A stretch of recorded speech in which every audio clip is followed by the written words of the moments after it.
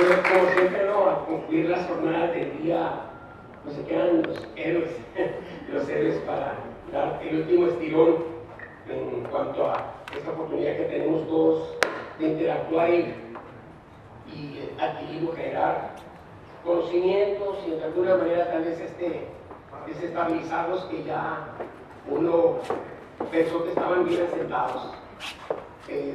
Días yo tuve la oportunidad de escuchar a quienes me antecedieron y pues de alguna manera tiene cierta connotación mágica, ¿no?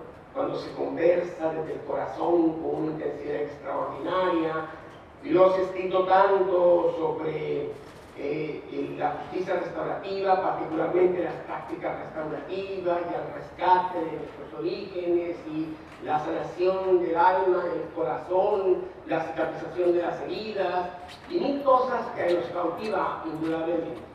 Pero la verdad es que si entre nosotros se encuentran operadores de mediación que elaboran para instituciones públicas, pues claro, les puede parecer muy interesante, pero a la vez pueden incluso reflexionar sobre si lo que están haciendo va por el rumbo que se espera o qué está sucediendo, vaya pues, ¿no? Y creo yo que la mesa me encantó cada cual de las personas que intervienen. Pero siento que lo que se expresó es muy valioso y merece la pena trabajarse, pero considerando quienes convocan, tomando en consideración adherentes y particularmente una buena porción de las personas que asistieron el día de hoy, me parece que sí es muy importante que dejemos en claro algunos aspectos que tienen que ver con por qué surge la justicia restaurativa, particularmente en materia penal. O sea, cuáles son los factores que lo generan y qué rol juega dentro del derecho penal. Cabe señalar que, contrariamente a lo que se ha expresado, tiene un rol básico, clave en el derecho y en la evolución del derecho penal. O sea, el derecho penal ha evolucionado y para poder explicarlo, tendría que decirles a ustedes que, bueno, cuando se define de distintas maneras el derecho penal, en términos generales hay un consenso sobre un conjunto sistemático de principios sobre el delito, el delincuente y la reacción social. No la pena, la reacción social. Es decir, el derecho penal nunca ha establecido dentro de su definición, aunque hay quienes señalan la palabra pena, esta como necesaria consecuencia. Igual, la denominación de derecho penal, que tiene una connotación incluso teológica, vinculada al pecado, vinculada a la expiación de la culpa, etc. El derecho penal ha tenido otras denominaciones. Se ha denominado, por ejemplo, y ha habido códigos de defensa social, por ejemplo. O sea, la palabra penal no necesariamente conlleva en sí una respuesta punitiva. Y la justicia restaurativa, dentro de lo que ha sido la evolución del derecho penal, tiene un espacio, y ese espacio no es que haya surgido por espontaneidad, sino es un proceso que se produce entre intelectuales al interior de ciertas organizaciones internacionales. Y bueno, quienes son abogados o abogadas saben bien que pues el siglo XIX, entre el periodo humanístico y científico, apareció una escuela que es la escuela clásica del derecho penal, que es la que le da vida al derecho represivo, porque parte de la premisa de la autonomía de la voluntad y que en consecuencia quien actualiza una conducta reprochada socialmente tendrá que experimentar una consecuencia, y esa consecuencia tendrá que ser de dolor. Bajo esa premisa, así evoluciona el derecho penal. Y claro, no transcurre el siglo XIX sin que aparezca una respuesta de la escuela positiva que genera una corriente frente a la represiva, que es la corriente resocializadora, y esta corriente resocializadora permea y comparte espacio con la justicia represiva a lo largo del siglo XX, hasta que a fines de los años 80 el Estado se da cuenta de que todo lo que plasmó en la norma no podía cristalizarlo, porque nunca tuvo condiciones objetivas en ninguna nación del mundo, menos en América Latina, para tener una intervención positiva en la persona que dio el paso al acto criminal en un espacio de encierro. Es decir, la readaptación social pensada para que equipos clínicos criminológicos incorporados por profesionales de distintas disciplinas, expertos en criminología, y dieran un tratamiento en condiciones tales en las que se hablara de diagnóstico, pronóstico, tratamiento. Claro, en la escuela represiva ha sobrevivido, en derecho penal, ha sobrevivido siglo XIX, a lo largo del siglo XX, y en el siglo XXI reaparece con más fuerza como modelo neoclásico del derecho que está muy vinculado a lo que conocemos nosotros como el derecho penal del enemigo. Y bueno, surgen penas que nos simbran como consecuencia del Estado que se siente impotente frente a la ferocidad del crimen, un crimen de que no se ha hablado el día de hoy, donde se trafica con órganos, donde se priva de la vida a personas una y otra vez, donde se trata a las personas en trata de tales, con una serie de condiciones muy extremas, y que el Estado no sabe cómo reaccionar ante el reclamo social, y la única alternativa que tiene es, así como un animalito que huye de la realidad, aumentar penas hasta condenas perpetuas, y si tiene oportunidad, pena de muerte en algún país, etc.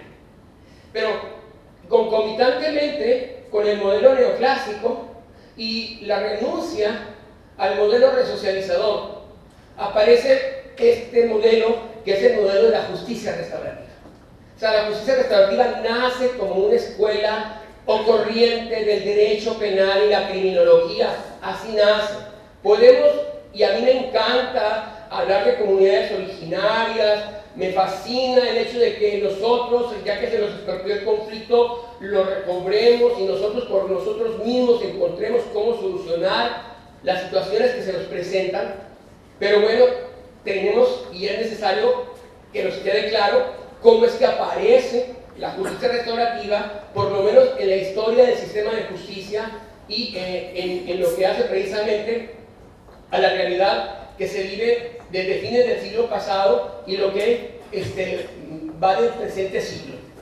Eso es muy importante porque nosotros vamos a encontrar que por un lado están los movimientos teológicos, por ejemplo, Confederación Internacional Carcelaria, APAC, que es la Asociación para la Protección y Asistencia de Condenados, y una serie de organizaciones que traen toda una agenda restaurativa enlazada o concomitante con la evangelización de las personas privadas de libertad, o las personas que viven en espacios de mucha pobreza, o personas de comunidades originarias que pretenden evangelizar y les viene muy bien utilizar como vehículo, ¿verdad?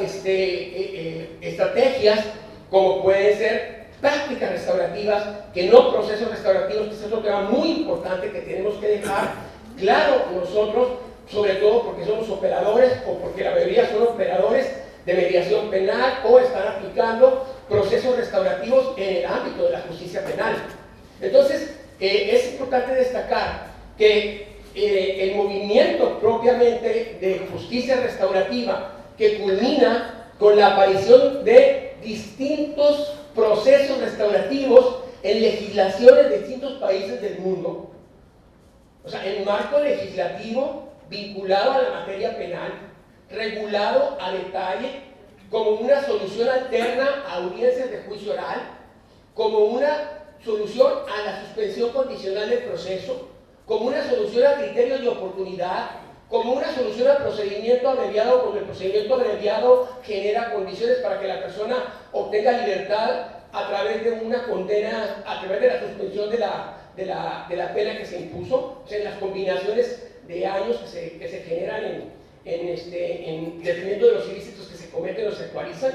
Entonces, lo que tenemos nosotros es una corriente represiva, escuela clásica, que reaparece en los 90s y 2000, escuela neoclásica, Tenemos una corriente resocializadora, escuela positiva, y luego, a partir de 1985, con el 7º Congreso Internacional de Prevención del Delito y Tratamiento del Delincuente, comienza poco a poco a evolucionar en el marco de Organización de Naciones Unidas este encuadre de generar soluciones distintas a la imposición de la pena convencional a través precisamente, primeramente, de la mediación penal sin enfoque restaurativo, sino enfocar específicamente en la reparación material del daño, y en el transcurso de los siguientes quinquenios, y evidentemente pues, los congresos internacionales de Viena, de Bangkok, de El Salvador en Brasil, etc.,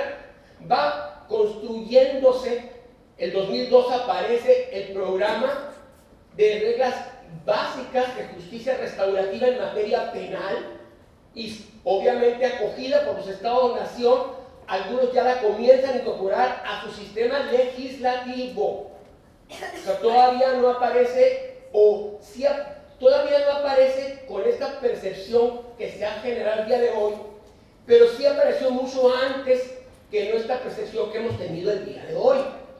Es decir, el movimiento es un movimiento que se remonta incluso como un movimiento estructurado, ¿no? Desde la separación de Lutero y Calvino con la Iglesia Católica. Ahí inicia todo un movimiento restaurativo enlazado a la concepción que se tiene de que los evangelios contemplan en esencia esa reconciliación y la restauración de la persona que desvía su conducta o su comportamiento.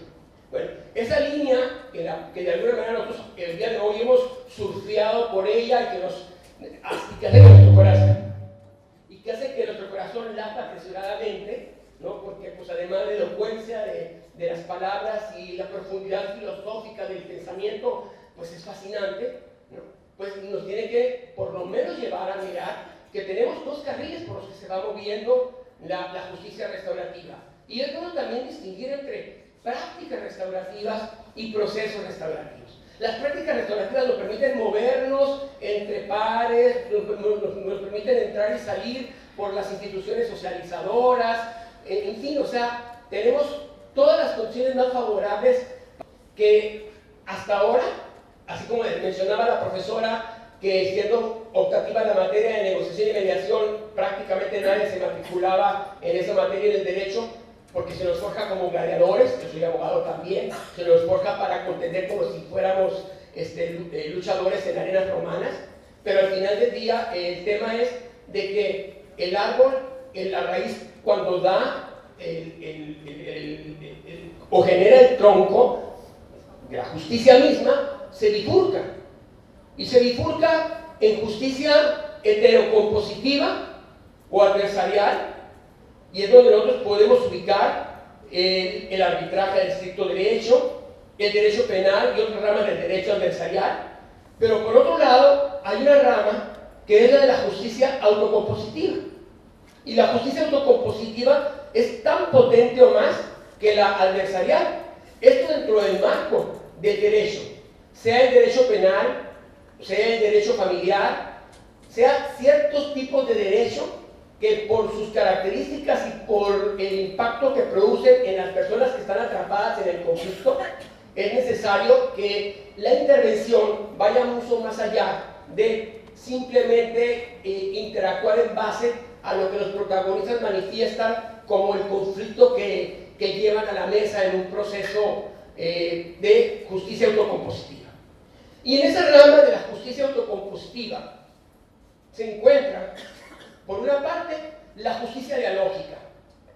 La justicia dialógica es la más importante de todas, porque es cuando nosotros mismos somos capaces de los conflictos que se generan en la relación interpersonal, intrapersonal incluso, o con más actores a nuestro alrededor, encontramos condiciones para solucionar esa diferencia. No es negociación, es una interacción dialógica en la que el conflicto se sabe gestionar no desde la base de técnicas de negociación, sino sobre la base de aflorar o permitir que afloren en el ser cualidades inherentes a nosotros y habilidades sociocognitivas que también no son inherentes, pero con regular son deficitarias. Sí tenemos por un lado la necesidad entonces de priorizar más allá de cualquier estrategia de solución pacífica, autocompositiva de conflictos, la habilitación del diálogo. Mientras nosotros no logremos que las personas sean habilitadas en el diálogo, entonces no podemos democratizar ninguna práctica. ¿Por qué? Porque la práctica, cuando está supeditada que otros aparezcan en escena, tendrá que hacer un compás de espera para que el conflicto o la diferencia o la disputa o como se le denomine la controversia, dependiendo de la dimensión de la diferencia que surja, pues va a tener que hacer un compás de espera, en tanto que desde el margen del diálogo directo, un diálogo que no se genera por espontaneidad, es un diálogo que también es parte y se integra con dinámicas y con estrategias de enseñanza-aprendizaje. La misma mediación es una estrategia, dependiendo del modelo de mediación que aplicamos, es una estrategia para que las personas que pasan por estos procesos puedan posteriormente, si adquirieron algo de contenido sobre lo que pasó en esa dinámica, lo puedan ellos gestionar por ellas mismas, porque resulta que el proceso fue vivencial, fue educativo y se llevaron consigo no solo la eventual solución de sus conflictos, sino que se llevaron además una serie de elementos, ¿no?, habilidades que les puedan permitir abordar o gestionar sus conflictos una vez que han salido de estos procesos. Entonces, la justicia dialógica es muy importante. Obviamente, la justicia consensual lo es también, porque ahí encontramos nosotros una porción de la justicia autocompositiva, y es donde se halla lo que se denomina mecanismos alternativos de solución de controversias, que son conceptos como por ejemplo el concepto de facilitador o el concepto de prácticas restaurativas. Son conceptos anglosajones, o sea, son conceptos que incorporamos, porque si nosotros analizamos conceptualmente qué significa una práctica, pues es muy complejo, es muy complejo abordar conflictos de índole restaurativo a través de una práctica. Pero sí se puede a través de una práctica cuando estos se entreveran, cruzan, bueno, en la cotidianeidad, pues la vida en la que nosotros estamos inmersos, la familia, la escuela, el barrio, etc. Entonces ahí sí las prácticas, ¿verdad?, pueden entre pares ser un bálsamo en relaciones conflictivas que suelen ser muy frecuentes en el mundo entero y la región en particular. Y precisamente además de esta vertiente de justicia está la justicia restaurativa. O sea, la justicia restaurativa es una expresión de la justicia autocompositiva, y la justicia restaurativa a la vez es un proceso de la corriente o escuela restaurativa, que en el año 2000 incluso Kofi Annan lo declaró y dijo y habló de la justicia restaurativa como un nuevo modelo penal y criminológico. Y en México, el constituyente permanente, cuando reformó la constitución de nuestro país, señaló que surgía en México un nuevo paradigma, el paradigma de la justicia retributiva por encima de el paradigma de la justicia restaurativa por encima del paradigma de la justicia retributiva. Entonces, con esto quiero señalar que estamos hablando de justicia autocompositiva, que dentro de la justicia autocompositiva estamos hablando nosotros de justicia restaurativa, y que dentro de la justicia restaurativa nos estamos refiriendo a procesos restaurativos y a prácticas restaurativas.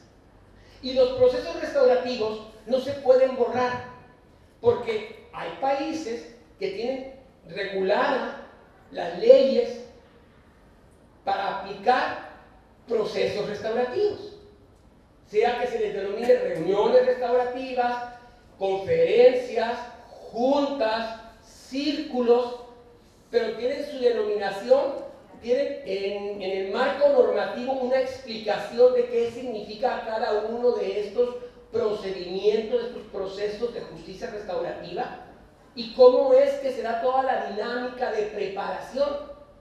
Y claro, yo puedo entender que muchos de los casos que se presentaron el día de hoy, pues nuestro corazón latió apresuradamente, pero hay casos que nuestro corazón late, pero por el pánico, el temor de nosotros convertirnos en víctima de conducta de personas que lamentablemente, por muchos factores, son altamente peligrosos y que en ellos tiene cabida también la justicia restaurativa, tienen cabida los procesos restaurativos, pero no bajo el cuadro de que sea una solución alterna al procedimiento, sino como un elemento que no solo coadyuva con la reparación del daño, sino también con la recuperación o rescate de esa persona que no por rescatarla va a dejar de responder frente a 18 homicidios o una cantidad múltiple de sucesos, violaciones continuadas, etc. O sea, la justicia restaurativa está ahí para todos. Y está sobre todo para una buena cantidad de tipos penales en países del mundo donde está muy claro. Hay una tabla de delitos y todos estos delitos pueden gestionarse a través de justicia restaurativa. Y gestionados a través de justicia restaurativa tienen este efecto. Suspenden acción y después extinguen acción. Y la acción se suspende, pero hay una serie de sucesos que son muy importantes y que, a diferencia de las prácticas restaurativas, no pueden ser operados por personas que no tengan los conocimientos necesarios para poder operar los procesos restaurativos, porque son conocimientos de criminología y dentro de la criminología de psicología criminal, de sociología criminal, etcétera, porque estamos hablando, y esto, yo tengo más de 30 años trabajando con niños de la calle, con niños víctimas de violencia, con adolescentes infractores, con adolescentes adictos, no trabajando en la calle.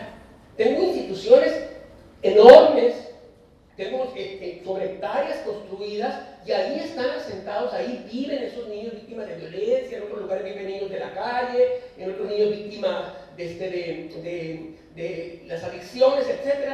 Es decir, estoy mirando yo la realidad desde que un niño es rescatado y estamos ingeniando todo lo que en nuestras manos está para poder qué podemos hacer para lograr reorientar su ruta de vida.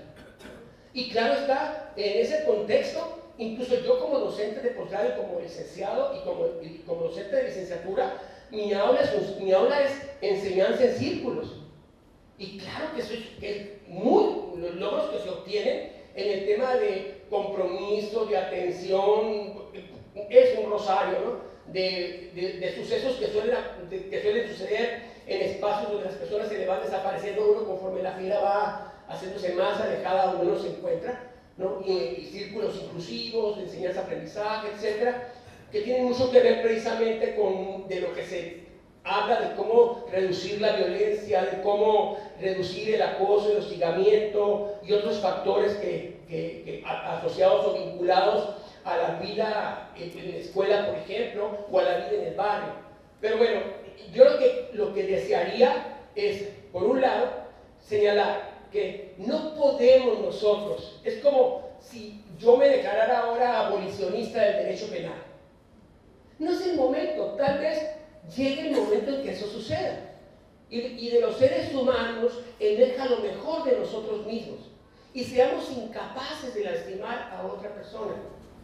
Pero no viviendo en un mundo de alienación, sino realmente viviendo en un mundo en el que se puede lograr que emerja todo eso que tenemos nosotros de cualidades positivas y por allá, sin tomar decisiones dictatoriales contra otros elementos que son nocivos y que son inherentes también a nuestra personalidad, mantener un equilibrio para que estos no se expresen y no nos produzcan un comportamiento que, bueno, sea rechazado socialmente o que nos dañe a nosotros mismos.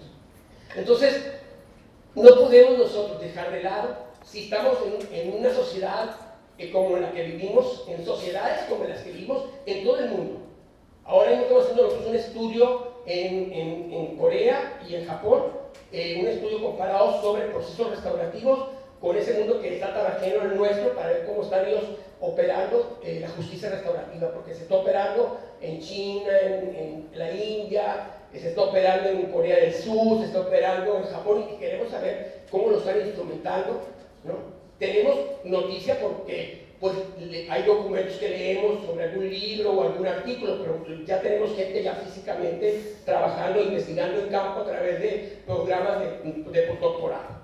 No, pero lo que para mí es muy importante es, si nosotros, entre hoy y mañana, ¿verdad? Marcamos una línea imaginaria entre los procesos restaurativos, que esos procesos, ¿verdad? van poco a poco acá en Argentina, como en otros países, van a ir abriendo espacio, y eso es muy bueno. Les voy a decir cómo miro yo esos procesos y por qué es muy importante. No se trata de que ahora Estado, regrésame el conflicto, porque este es un conflicto personal y de relación. No, hay vulneración a bienes que a todos nos afectan. De alguna manera nosotros somos objeto de victimización social cuando pasan muchas situaciones a nuestro alrededor y sentimos que a nosotros nos puede pasar algo. Es decir, es muy importante que nosotros veamos que en los procesos restaurativos que no se están aplicando como se debiera, y eso ha provocado enojo, ha provocado la sensación de crispación en sociedades completas que parten de la premisa de que el derecho penal sea privatizado, o que el derecho penal sea mercantilizado, o que el derecho penal solo es para quienes tienen dinero porque pueden negociar en lo material la reparación del daño. Nosotros estamos hablando de que para poder soñar en este ámbito tan aparentemente, hay que dejarlo de lado, porque el otro es el bueno, del que hemos hablado todo el día. Ese que aparentemente tenemos que dejar de lado, que tiene que ver con el Estado democrático de derecho, bajo la óptica que lo queramos mirar, es por donde se puede hacer algo en lo que toca a personas que han sido denunciadas, o personas que se les ha formulado ya imputación y han quedado atrapadas en un procedimiento y que en cualquier momento pueden levantar la mano dependiendo del delito que cometieron y decir, ¿sabes qué? Yo me quiero ir a un proceso restaurativo. Pues sí, vete al proceso restaurativo. Pero en el proceso restaurativo vas a llorar, qué bueno que llores, ¿no? Vas a pedir, te vas a hincar y vas a decirle, perdón, por favor, y las lágrimas van a emerger una y otra sobre tu mejilla. Y después de eso, ¿qué? ¿Ya concluyó? ¿Ya la persona cambió? ¿Así somos los seres humanos? ¿O no es que constantemente nosotros mismos nos convencemos de que vamos a hacer una cosa y hacemos otra? El cambio no se da por espontaneidad, no es mágico. O sea, entonces, a ver, vamos a mirar, en este proceso, no en esta práctica, en este proceso restaurativo, de círculo, de reunión, de junta, o como le queramos denominar, en este proceso tenemos necesidades que están catalogadas como tales, normativamente. Necesidad de respuestas, necesidad de reconocimiento, necesidad de significación, necesidad de reconciliación, necesidad de sanación cognitiva, emocional y espiritual, necesidad de recuperar el control de nuestras vidas, no solo la víctima o el ofendido, sino el ofensor que también es víctima, porque el entorno cultural lo ha llevado a esa condición. Claro, si me dicen, yo que trabajo en prisiones desde hace 15 años, ¿verdad? Yo les puedo decir, pues yo trabajo con homicidas, con secuestradores, con miembros de crimen organizado, y aparentemente hay una interacción como la que yo tendría ahora con ustedes. Sin embargo, yo sé que si esas personas no ha sucedido algo que modifique sus patrones de conducta, si la encuentro fuera y yo me convierto en el objeto de su deseo porque traigo un vehículo o traigo una joya, lo va a hacer como lo hizo en su casa y le robó a su mamá todo lo que pudo y después siguió con otros y con otros y con otros más. Entonces, el proceso restaurativo, primeramente el Estado tiene que hacer un inventario de con qué cuenta, para que con lo que cuenta se pueda saber por el experto, no el facilitador, por el especialista en procesos restaurativos, con qué cuenta para que en el acuerdo se pueda establecer qué compromisos se van a contraer. No tiene sentido que se establezcan compromisos que no se pueden cumplir porque se carece de la infraestructura para ello. Es ridículo. Es también es una utopía, ¿no? Si no tenemos supervisores, si no tenemos la infraestructura adecuada para, por ejemplo, programas de modificación del patrón de conducta vinculado a déficits cognitivos, o sea, ¿dónde tenemos esa institución que sí la puede tener una universidad, pero no está el convenio previo para que la persona que hizo el convenio participe en programas de autocontrol, de metacognición, de asertividad, de empatía, de compasión, de razonamiento crítico, de pensamiento creativo, etcétera?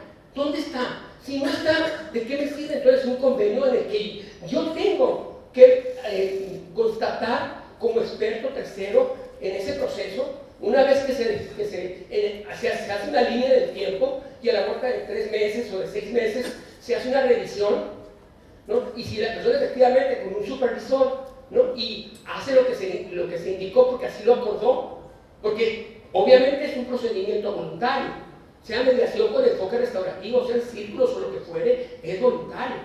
Él no quiere ir a prisión. Qué bien, no quieres ir a prisión ni ahora ni que se te dicte una sentencia para que esto suceda.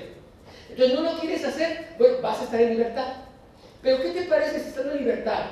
Porque no es un caso ocasional, es un caso circunstancial de un crimen, pues con cualquier metodología sencilla lo resolvemos y se extingue la acción y se acabó. Pero si la persona viene arrastrando una historia adversa, está clamando ayuda sin pedirla, y en el proceso restaurativo aflora, si el experto sabe guiar el proceso restaurativo, va a aflorar lo que necesita la víctima, el victimario. El victimario necesita comprender el alcance de su conducta, necesita arrepentirse aunque no piense en arrepentirse, necesita responsabilizarse genuinamente.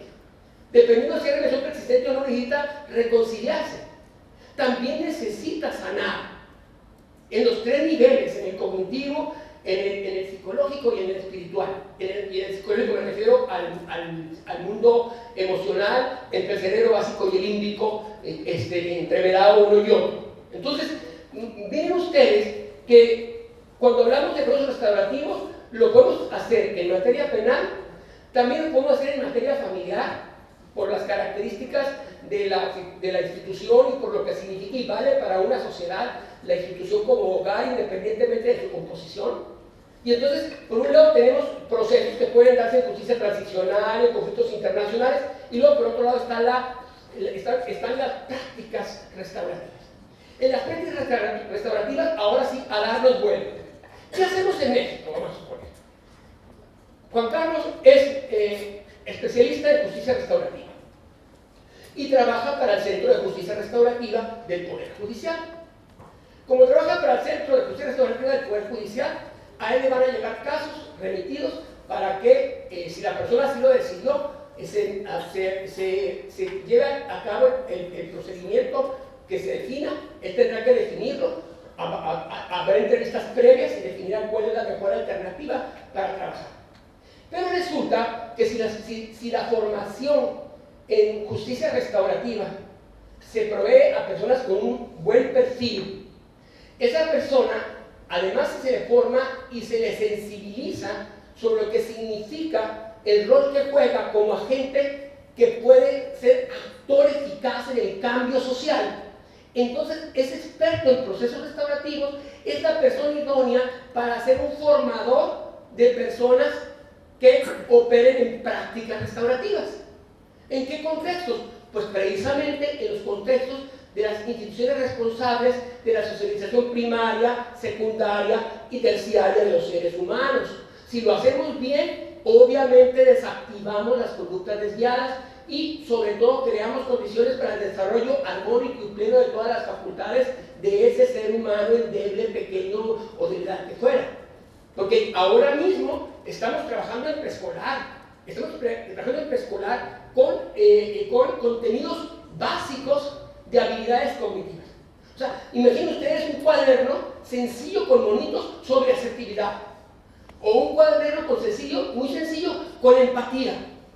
Si solamente fuéramos empáticos los humanos, no tendríamos la realidad que estamos viviendo ahora mismo, ¿no? La violencia en la televisión, a través de los mismos medios de comunicación, ya que trate temas políticos de cualquier índole. Entonces, a lo que voy básicamente es al hecho de que si nosotros podemos diferenciar, entonces en un auditorio de una facultad de Derecho, se podrá escuchar en ese congreso, se está abordando la justicia restaurativa desde el margen del derecho penal, del derecho de familia. Y se está definiendo qué hacer a través de esos procesos para que, no porque quiero, sino porque vivimos en un estado con normas jurídicas, buenas o malas, sino porque la norma establece que a través de ese procedimiento se va a extinguir una acción previo, un procedimiento que suspendió y la persona cumplió con una obligación. Entonces, sí, miren ustedes qué interesante es. Estamos hablando, no hay duda, a diferencia de como hablaba, lo comentaba mi amigo hoy por la mañana, no tienes que ser una apóstata del derecho penal. Estamos hablando del derecho penal de intervención mínima, que apunta a una abolición que se antoja muy lejana por la realidad cruda que estamos viviendo en el día a día. Pero estamos dentro del derecho penal. Entonces no tiene sentido decir, me salgo del derecho y me vine para acá. No, desde dentro del derecho penal doy cadenciosa, suave, serenamente, una lucha que no conlleva ni un lenguaje hostil, ni una actitud de ninguna índole hostil. Y entonces, de esa manera, ya voy yo dándole un espacio que es el que le corresponde a la justicia restaurativa. Y entonces, ¿ese espacio qué es? Sí es cierto. Vamos a suponer que en el convenio acordamos que vas a acudir a la escuela porque hasta ahora la abandonaste en cuarto año. Vamos a suponer que vas a internarte en un lugar porque traes un problema serio de adicción y solamente con el internamiento lo vas a poder lograr. Vamos a imaginar que te vamos a encontrar un hogar sustituto que te va a apoyar porque en tu hogar las condiciones, la mera verdad es que son criminógenas, ¿no? Bueno, correcto. Todo esto lo vamos a trabajar en una línea en la que si tú cumples con el compromiso que has contraído, la pregunta es, ¿ese compromiso que tú contraes voluntariamente se puede considerar punitivo? Algún sufrimiento te generará. Si tienes un problema de adicción y te vas a internar, pues el síndrome de abstinencia, para el que sabe de eso, y yo que lo veo en los reclusorios, vaya que sí es extremo, ¿no? Y sin embargo, ¿qué? Entonces, como no quiero que sientas dolor, no quiero que experimentes ninguna sensación de consecuencia punitiva, entonces te voy a negar el hecho de que tú dices sí quiero, aunque digas ya no quiero, y pues como ya quisiste, ahora te vas a quedar ahí porque eso es bueno para ti. ¿O quién va a decir si es bueno o es malo? Y si vamos a entrar en una disquisición de quién dice que es bueno, quién es malo, entonces empezamos a fisurar el mismo derecho, ¿verdad? En lo que hace los procesos restaurativos. Entonces ese camino es un camino que sí puede ser sinuoso. No me gusta el estudio. Si lo abandoné porque me daba pereza la tarea. Pues vas a terminar porque en el convenio le llegaste al acuerdo que vas a terminar hasta sexto año. O vas a estudiar carpintería porque no tienes ninguna fuente de ingreso. Entonces, ¿cómo vas a sobrevivir honestamente? Ay, es que me la paso muy a gusto rascándome la barriga todo el día y ir a la escuela pues es muy caro. Después no me digas que no lo quieres hacer. Ahora, si no lo quieres hacer, sabes lo que te va a suceder. ¿Qué te va a suceder? Pues voy a levantar la suspensión y el procedimiento va a continuar. ¿Sí? Entonces, esto para los mediadores penales. Y para los demás que no estamos en la materia penal, pues todo lo dicho hoy durante el día, efectivamente, así como lo dijeron y de maravilloso, así vale la pena luchar. Y yo tengo muchos frentes, entre otros en reclusorios, sin connotación teológica. Tengo 15 años trabajando en centros penitenciarios, formando mediadores, pacificadores pares, internos, mediadores, formando expertos en prácticas restaurativas pares, no en procesos restaurativos, que es importante porque dentro de los reclusorios se cometen delitos constantemente que nunca llegan al conocimiento de la autoridad. Entonces no se puede autorregular un pueblo en violencia porque un reclusorio es como un pueblo. De hecho, tiene muchas veces más habitantes un reclusorio que un pueblo que esté ubicado en determinada zona o acceso territorial. Entonces, si separamos nosotros, disculpen, en mi discurso ha sido bastante deficiente porque traigo migraña, pero yo lo que les quiero decir a ustedes es que si aceptamos que podemos irnos por dos carriles y en ambos carriles el límite es el cielo, particularmente entre las prácticas restaurativas. Y experimentarlo es tan sencillo como si somos docentes o si incluso en casa simplemente hacemos círculo en casa. Si somos 4 y somos 5, desarrollamos el hábito de interactuar en círculo, se potencia la comunicación, ¿no? Obviamente desarrollamos habilidades de escucha creativa, de escucha activa y más si nosotros en el proceso de formación adquirimos ciertos conocimientos que son de aquellos que vamos a imaginar que queremos convertir esta facultad en una facultad pacífica. Esta va a ser una escuela pacífica. Una escuela pacífica implica que todos que viven en esa escuela utilizan el mismo lenguaje.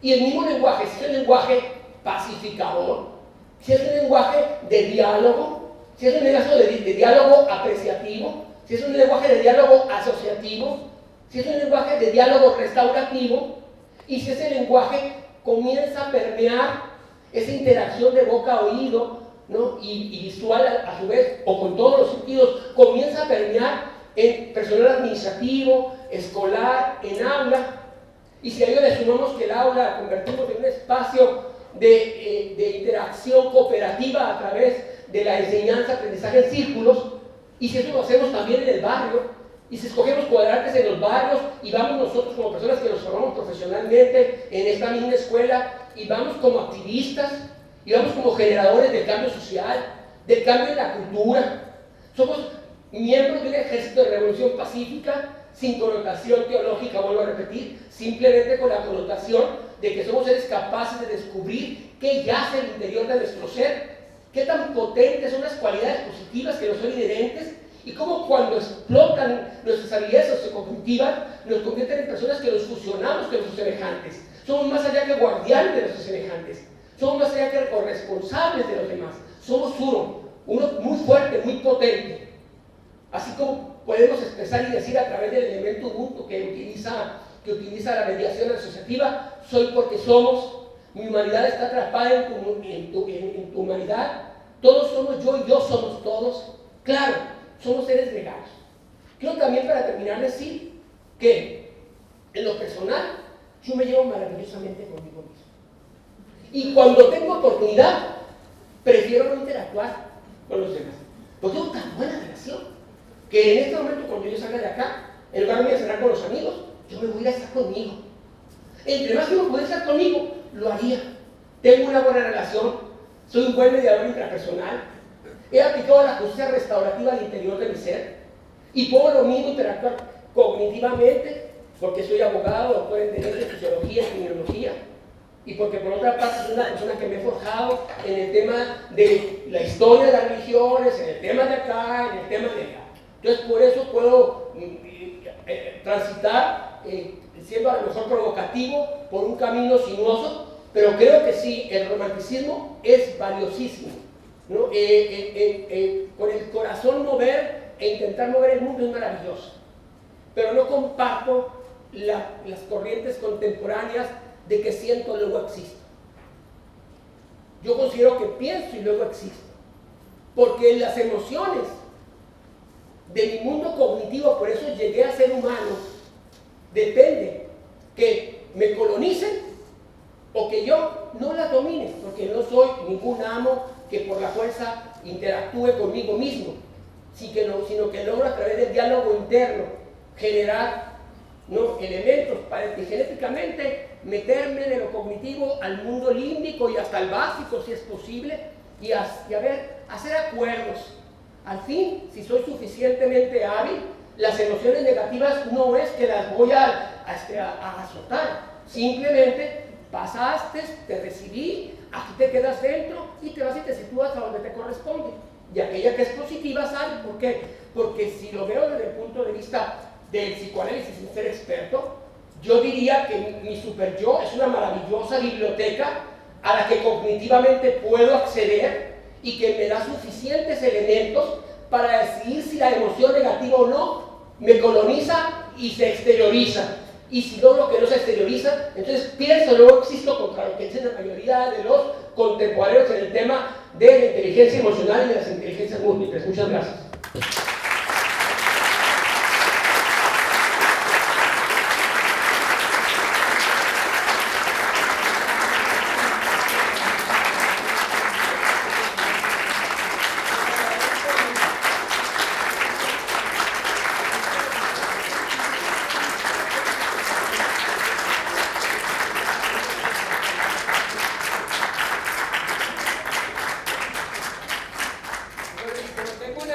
que me ha acompañado de hace muchos años. Es un amor inconmensurable que tenemos uno con otro, se llama Dolores.